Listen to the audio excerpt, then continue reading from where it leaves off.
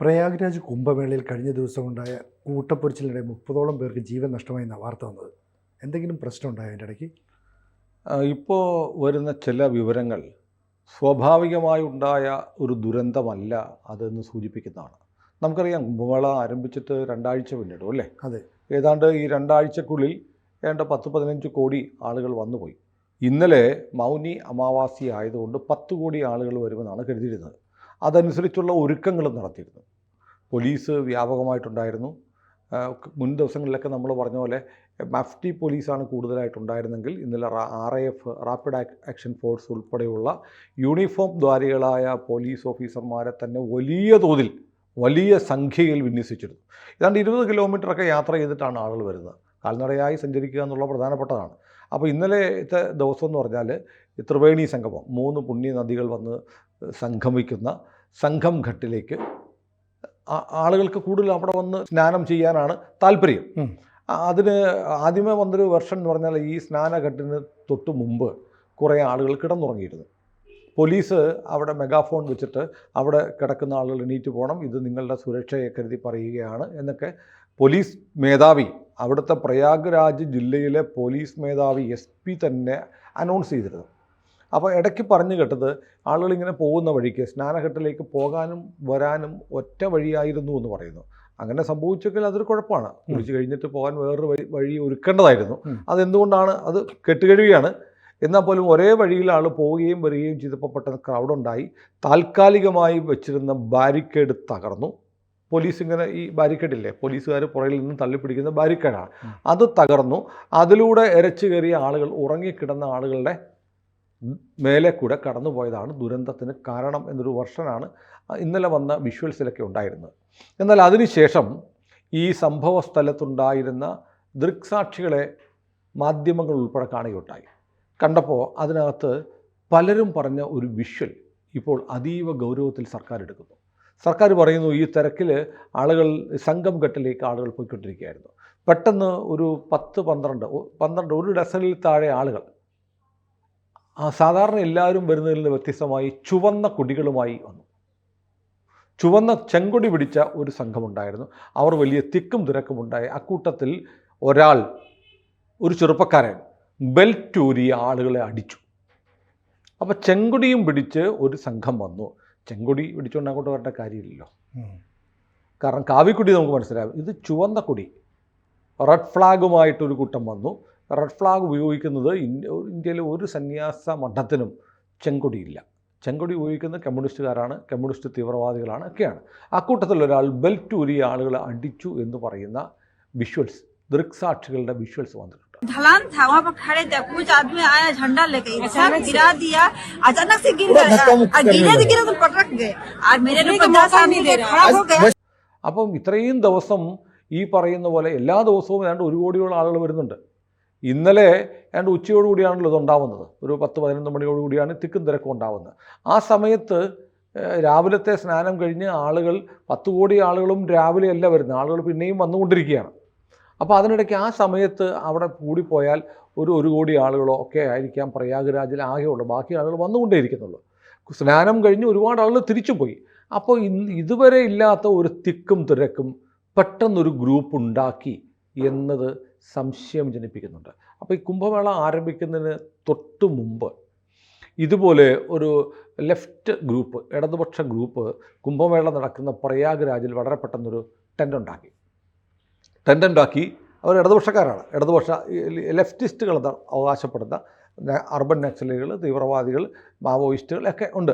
ഇവരൊക്കെ ആയിട്ട് ബന്ധമുള്ള ഒരു സംഘടന ഒരു ടെൻ്റ് ഉണ്ടാക്കിയിട്ട് കുംഭമേള അന്ധവിശ്വാസമാണ്, നിങ്ങൾക്ക് ലജ്ജയില്ലേ എന്നുള്ള ബോർഡുകളും പ്ലക്കാർഡുകളും ഒക്കെ വെച്ചിട്ട് ഒരു ടെൻ്റ് അവിടെ ഉണ്ടാക്കി. നിയമവിരുദ്ധമായി അവിടെ ടെൻ്റൊക്കെ അനുവദിച്ചു കൊടുക്കുന്ന സർക്കാരാണ്.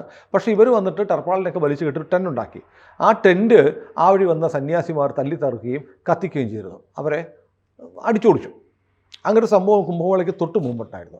ഇനി നോക്കൂ, കുംഭമേള നടക്കുന്ന പീരിയഡിൽ വടക്കേ ഇന്ത്യയിൽ ബീഹാറിലെ ബസ്തർ അടക്കമുള്ള സ്ഥലങ്ങളിൽ മാവോയിസ്റ്റ് തീവ്രവാദികൾക്കെതിരെയുള്ള കർശനമായ വേട്ട നടന്നുകൊണ്ടിരിക്കുകയാണ്. നമ്മുടെ ജവാന്മാർ കൊല്ലപ്പെട്ടു, ഛത്തീസ്ഗഡിലെ പോലീസുകാർ കൊല്ലപ്പെട്ടു, തിരിച്ചടിയുണ്ടായി. അങ്ങനെ ഇവരെ അമിത്ഷാ പറഞ്ഞിരിക്കുന്നു, അടുത്ത വർഷം മാർച്ച് 31 കഴിയുമ്പോൾ ഇന്ത്യയിൽ ഈ മാവോയിസ്റ്റ് തീവ്രവാദം തുടച്ചു നീക്കിയിരിക്കുമെന്ന് പറയും എന്ന് പ്രഖ്യാപിക്കുകയും ചെയ്തു. അപ്പോൾ ഒരുപാട് ഭീഷണികൾ കുംഭമേളയ്ക്ക് തുടക്കം മുതലേ ഉണ്ടായിരുന്നു. അപ്പോൾ ഞാൻ പറയുന്നത് ഇന്ത്യ ഇപ്പോൾ ജമ്മു കാശ്മീരിലെ ഭീകരരെക്കാളും വലിയ യുദ്ധം ഇന്ത്യ നടത്തിക്കൊണ്ടിരിക്കുന്നത് ഈ ചുവപ്പ തീവ്രവാദികൾക്കെതിരെയാണ്, മാവോയിസ്റ്റുകൾക്കെതിരെയാണ്. അവരെ സംബന്ധിച്ചിടത്തോളം അവർ ഇത്തരം അന്ധവിശ്വാസമാണ് ഇത്തരം കാര്യങ്ങളൊക്കെ എന്ന് പറഞ്ഞ് പരസ്യമായി രംഗത്ത് വരാൻ തയ്യാറായതിൻ്റെ ഒരു ലക്ഷണമാണ് കുംഭമേള തുറന്നതിന് തൊട്ട് മുമ്പ് അവിടെ ഒരു ടെൻ്റ് ഉണ്ടാക്കി കൊണ്ടുവന്നത്. അപ്പോൾ ഇത്തരം ചില കാര്യങ്ങൾ, ചുവന്ന കൊടിയും ആ ചുവന്ന കൊടിയിൽ ഇനി അരിവാളും ചുറ്റികയും ഉണ്ടായിരുന്നോ എന്നുള്ള കാര്യങ്ങൾ പരിശോധിക്കണം. ഇതൊക്കെ കണ്ടെത്താൻ കഴിയുമെന്ന് പറയുമെന്ന് അവിടെ 10,000 ക്യാമറകൾ, അതിൽ 5,000 ക്യാമറകൾ AI സംവിധാനമുള്ള ക്യാമറകളാണ്. അതുകൊണ്ട് അവിടെ മുഴുവൻ അരിച്ചു പെറുക്കി ഈ ആളുകളെ ഐഡൻറ്റിഫൈ ചെയ്യാൻ കഴിയും. ഏതായാലും ഇതിനകത്ത് അസ്വാഭാവികമായി എന്തോ ഉണ്ട്. ഒരു കൂട്ടം ആളുകൾ മനഃപൂർവ്വം ഈ ത്രിവേണി സംഘം നടക്കുന്ന സംഘം ഘട്ടിന് തൊട്ടു മുമ്പ് ഒരു തിരക്കുണ്ടാക്കി. അവരുടെ ലക്ഷ്യം ഈ തിരക്ക് ത്രിവേണി സംഗമിന് തൊട്ടു മുമ്പുണ്ടായത് എന്തുകൊണ്ടാണ്? അതുവരെ അതിന് തൊട്ടു മുമ്പും ആളുകൾ ഇങ്ങനെ പോയിക്കൊണ്ടിരിക്കുകയാണ്, ആളുകൾ പിന്നാലെയും വരുന്നുണ്ട്. അതിനുശേഷവും ആളുകൾ പോയി, അതിനുശേഷവും തിരക്കുണ്ടായില്ല. ഈ പറയുന്ന ഒരു പർട്ടിക്കുലർ ഗ്രൂപ്പ് പോയ സമയത്ത്, ചുവന്ന കൊടികളുമായി ഒരു സംഘം വന്ന സമയത്ത് മാത്രമാണ് ഈ തിരക്കുണ്ടായത്. അതിലൊരാൾ ബെൽറ്റൂരി എന്തിനാ ബെൽറ്റൂരി അടിക്കുന്നത്? ആളുകൾ പാനിക്കാൻ വേണ്ടിയാണ് അല്ലേ? ഒരു യാത്ര വലിയ തിരക്കുള്ള ഒരാൾ ബെൽറ്റൂരി അടിച്ചാൽ, ബെൽറ്റിന് ഈ ബക്കിളൊക്കെ ഉണ്ട്, മെറ്റലായിരിക്കും, അതുകൊണ്ട് പുറത്തോട്ട് അടി കൊള്ളുമ്പോൾ വല്ലാതെ വേദന എടുത്ത് ഓടും. ഒരാൾ ഓടിയാൽ മതി, ബാക്കി എല്ലാവരും ഓടും. അങ്ങനെ ബാരിക്കേഡ് തകർന്നു പോയതാണെങ്കിൽ ഈ ചുവന്ന കൊടികളുമായി വന്ന സംഘം അതിലൊരാൾ ബെൽറ്റൂരി അടിച്ചത് എന്തിനാണ് എന്നത് വളരെ സംശയകരമാണ്. അതാണ് ഈ കുഴപ്പങ്ങൾക്ക് കാരണമെങ്കിൽ ഈ വലിയ ദുരന്തം ഉണ്ടാക്കിയത് ഈ പറയുന്ന ഒരു ഡസനോളം വരുന്ന ഒരു സംഘമാണ്. അവരാരാണെന്ന് കണ്ടെത്തണം. ഇനി മാത്രം അവരുടെ ഉദ്ദേശം എന്തായിരിക്കും?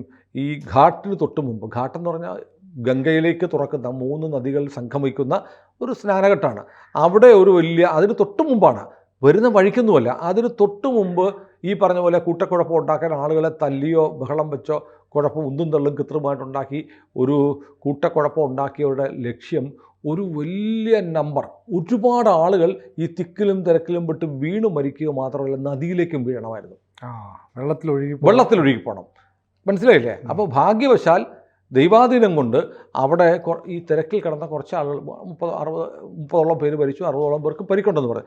പക്ഷേ ഒരു വലിയ ക്രൗഡ്, മനുഷ്യൻ്റെ ഒരു ഭിത്തി നദിയിലേക്ക് വീഴുന്ന സ്ഥിതിയായിരുന്നെങ്കിൽ എത്ര ആയിരം ആളുകൾ മരിക്കുമായിരുന്നു.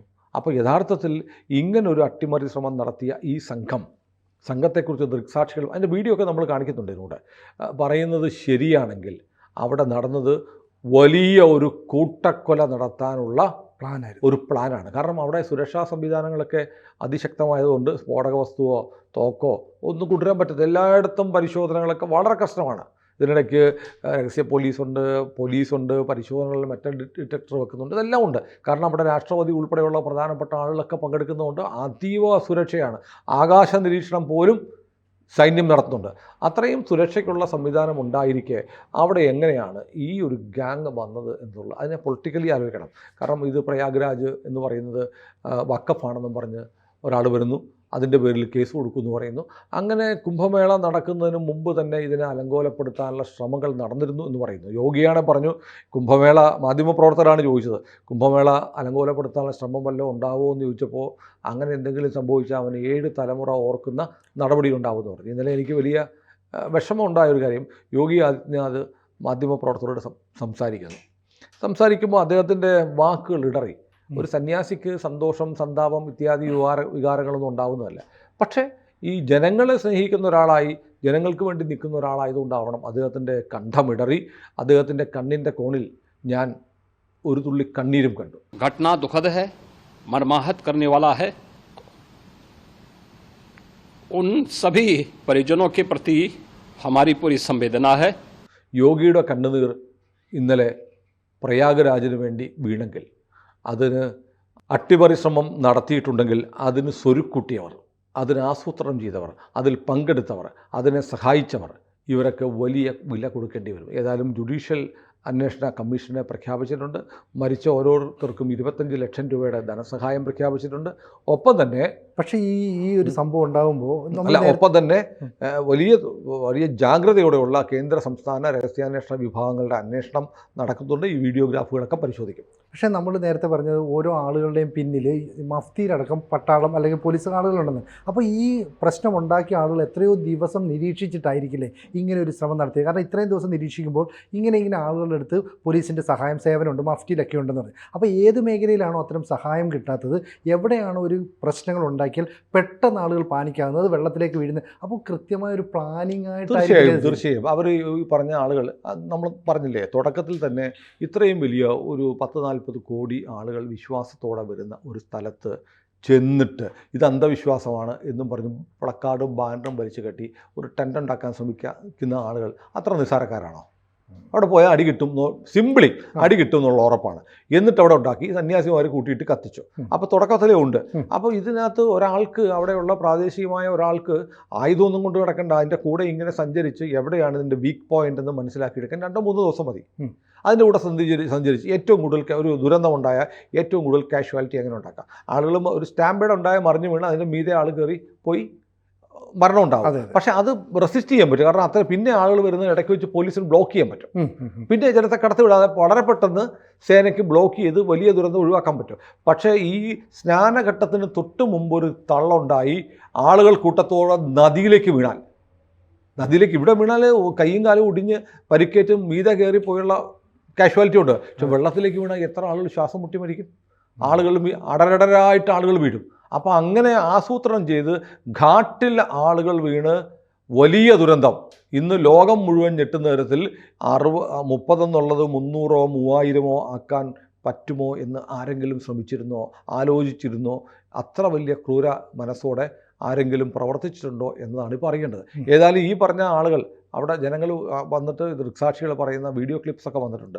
ചുവന്ന കൊടിയുമായിട്ട് ആളുണ്ടായിരുന്നു, അവരാണ് ബഹളം ഉണ്ടാക്കിയെന്നൊക്കെ പറഞ്ഞ് ഇപ്പോൾ ദേശീയ മാധ്യമങ്ങൾ ഇപ്പോൾ സംപ്രേഷണം ചെയ്യുന്നുണ്ട്.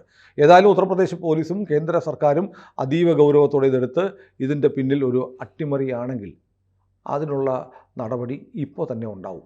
ഒരു തർക്കമില്ല. യോഗി പറഞ്ഞിരിക്കുന്നത് നടപ്പാക്കപ്പെടുകയും ചെയ്യും. അങ്ങനെ സംഭവിച്ചിട്ടുണ്ടെങ്കിൽ അതിന് പിന്നിലുള്ളവർ 7 തലമുറ കഴിഞ്ഞാലും അതിൻ്റെ തിരിച്ചടി മറക്കില്ല.